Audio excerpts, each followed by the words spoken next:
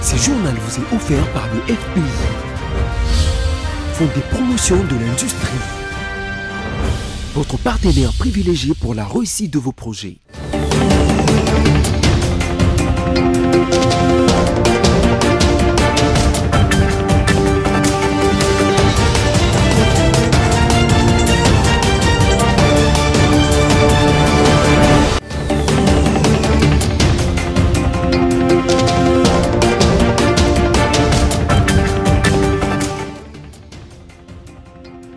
On est ensemble sur BSC Télévision. Messieurs, dames, bienvenue. Le sommaire de votre journal. Devant les deux chambres du Parlement réunies en congrès au Palais du Peuple, le chef de l'État Félix-Antoine Tshisekedi Tshilombo a prononcé son premier discours sur l'état de la nation de son second mandat. Il a brossé plusieurs questions, notamment la sécurité et le social. Après l'annonce du gouvernement, les prix des produits des premières nécessités ont baissé de 5 à 11%. Cette confirmation est du vice-premier ministre, ministre de l'économie nationale, Mukoko Samba, après une descente dans quelques entrepôts de Kinshasa, la capitale. Mesdames et messieurs, encore une fois, bienvenue dans ce journal. Le président de la République, Félix-Antoine Tshisekedi Tshilombo, a prononcé ce mercredi 11 décembre 2024 son discours sur l'état de la nation devant les deux chambres du Parlement réunies en congrès au Palais du Peuple. Cette allocution survient à un moment particulier pour la République démocratique du Congo, confrontée à des défis majeurs sur le plan sécuritaire, économique, politique et social. Roger Matadi, pour plus de détails.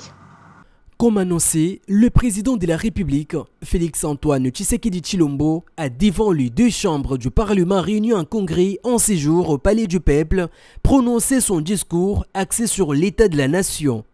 Un discours qui intervient à un moment où la RDC semble à la croisée de chemin. Oui, le pays fait face à des défis multiples. Cette allocution est l'occasion pour les chefs de l'État de tracer une feuille de route pour l'année à venir et de rassurer les Congolais sur sa capacité de répondre aux attentes. Sur la situation sécuritaire, le président a rendu hommage aux Wazalendo et aux soldats de pays amis qui ont contribué à défendre l'Est de la République démocratique du Congo. J'ai la conviction que cette approche contribuera à rétablir définitivement la paix et à préserver l'intégrité territoriale de notre nation. C'est ici l'occasion de saluer la mémoire de nos vaillants militaires, des forces de résistance, les Wazalendo, et des soldats de pays amis tombés pour défendre l'intégrité de notre territoire, ainsi que celle de tous nos compatriotes injustement fauchés par la guerre, la violence, la maladie ou les calamités naturelles. En leur honneur, je vous invite à vous lever et à observer un moment de recueillement. Le président de la République est resté convaincu que malgré les défis que le pays fait face, tout est possible à celui qui ose. Rêver, il n'abandonne pas. Je reste convaincu que malgré les défis, unis, nous pouvons transformer nos potentialités en richesses réelles, nos faiblesses en force et notre diversité en un facteur de cohésion. À tous, je voudrais redire, tout est possible à celui qui rêve, ose et n'abandonne pas. C'est dans cet esprit que je réaffirme mon engagement indéfectible à servir la République démocratique du Congo et son peuple. Félix Tshisekedi soutient toujours sa vision de révision constitutionnelle par le blocage et les retards connus pendant les processus de désignation de la première ministre. Cependant, cette démarche est mise en cause par l'opposition et des organisations de la société civile qui craignent que Félix Tshisekedi puisse toucher la Constitution en sa faveur afin de briguer un troisième mandat. Plus tard qu'hier, le président de la République avait échangé par visioconférence avec Tony Blair, ancien premier ministre britannique et président de la fondation qui porte son nom et qui a profité de l'occasion pour présenter ses félicitations au chef de l'État pour son deuxième mandat à la tête de la RDC, et il a promis de revenir pour rencontrer plutôt le président de la République prochainement afin de présenter ses modalités d'accompagnement. La presse présidentielle.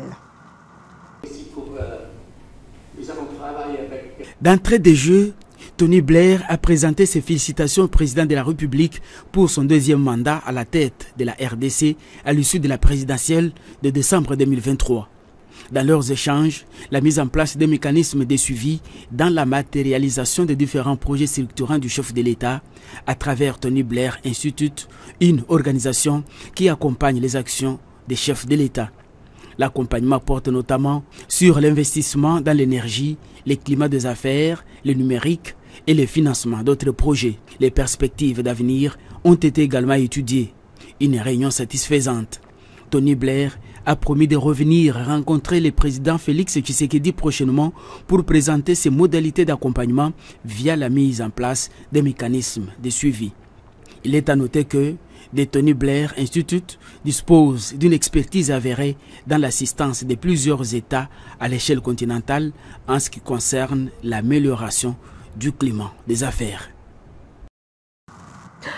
De la présidence à la primature, la première ministre Judith Suminwa a reçu le mardi 10 décembre 2024 une délégation de l'Association congolaise des banques conduite par sa présidente Marie-Gabrielle Kalinga, DG des Standard Bank, pour discuter de la deuxième phase de financement du manque à gagner dans les secteurs pétroliers. Images et commentaires.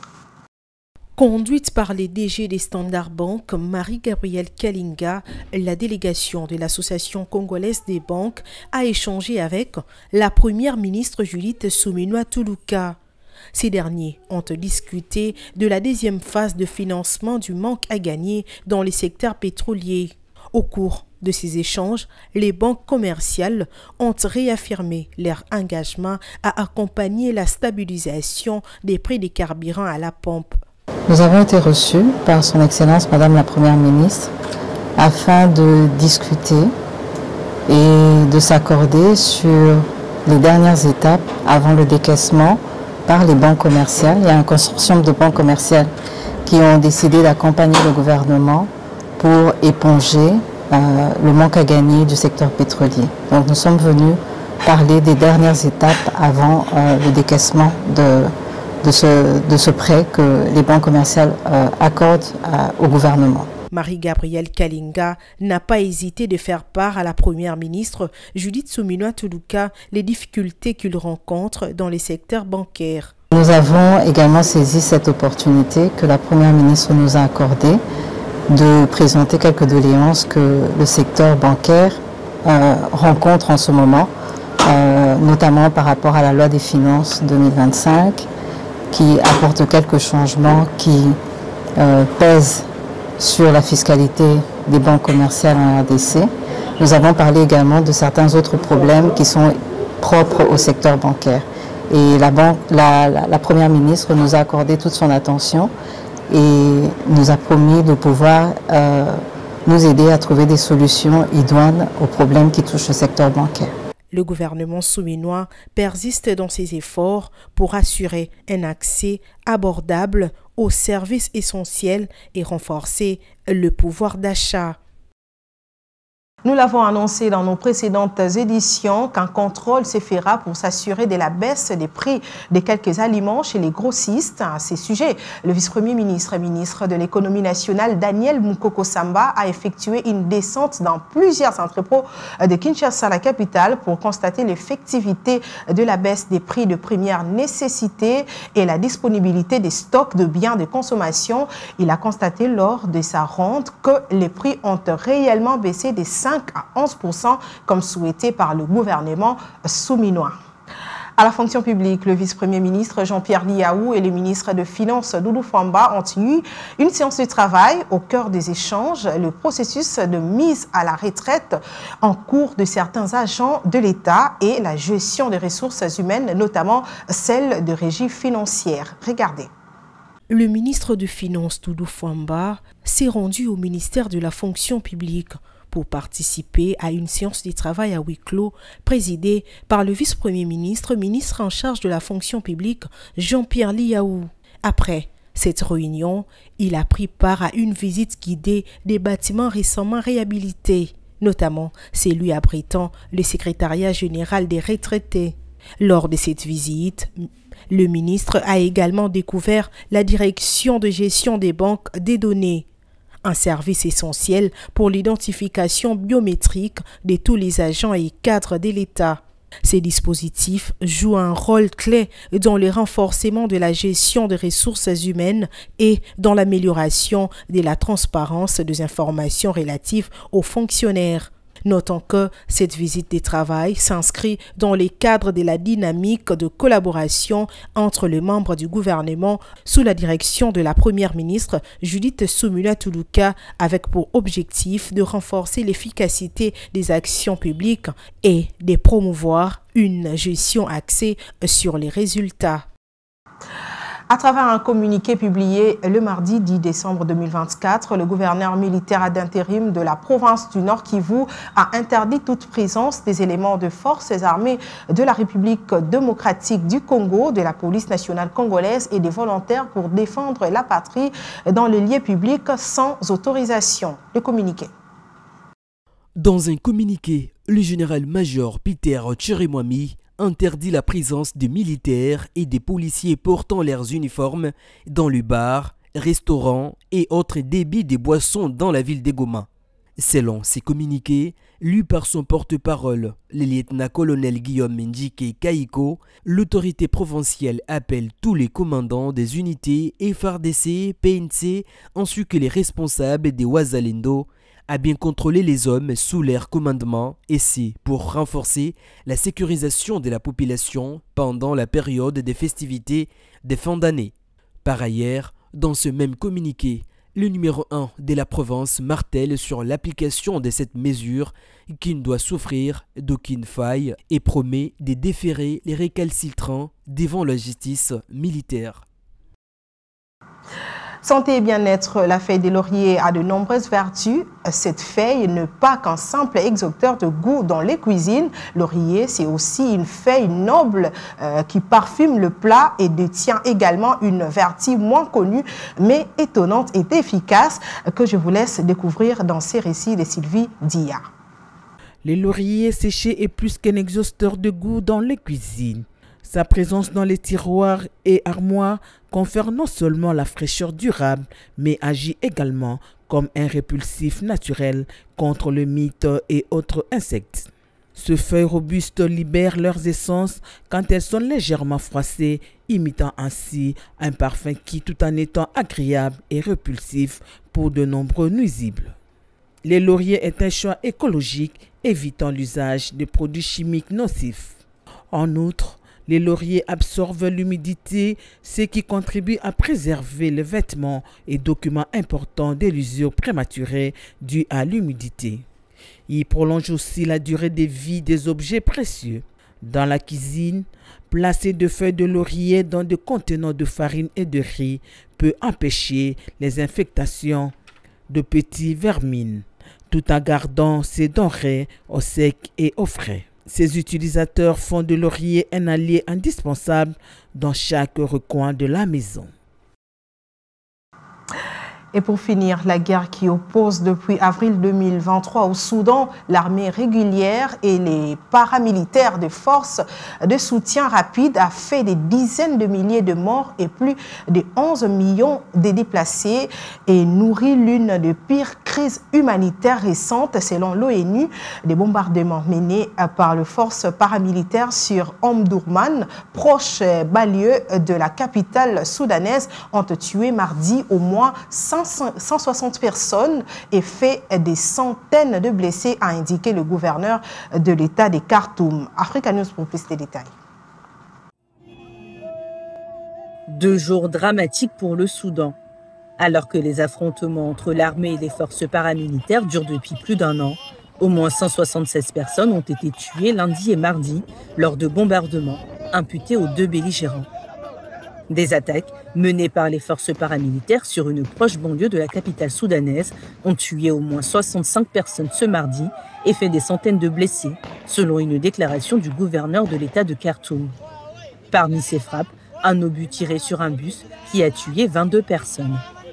La journée de mardi fait partie des plus violentes depuis le début du conflit en avril 2023. Un conflit qui oppose l'armée régulière conduite par le général Abdel Fattah al-Burhan et les FSR de son ancien allié, le général Mohamed Hamdan Daglo. La guerre a fait une dizaine de milliers de morts et plus de 11 millions de déplacés et nourrit l'une des pires crises humanitaires récentes selon l'ONU.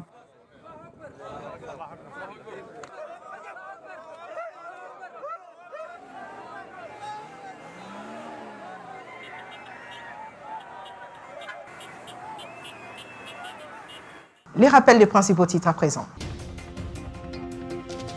Vous avez suivi dans ces journaux devant les 2 chambres du Parlement réunies en congrès au Palais du Peuple, le chef de l'État Félix-Antoine Tshisekedi Tshilombo a prononcé les premiers discours sur l'état de la nation de son second mandat. Il a brossé plusieurs questions, notamment la sécurité et les sociales. Après l'annonce du gouvernement, les prix des produits des premières nécessités ont baissé de 5 à 11%. Cette confirmation est du vice-premier ministre, ministre de l'économie nationale, Moukoko Samba, après une descente dans quelques entrepôts de Kinshasa, la capitale.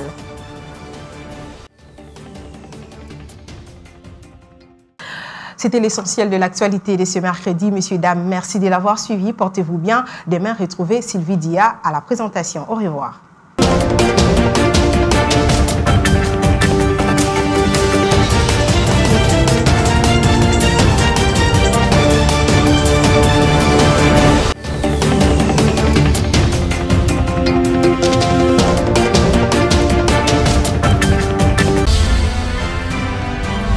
Ce journal vous a été offert par le FPI, Fonds des promotions de l'industrie, votre partenaire privilégié pour la réussite de vos projets.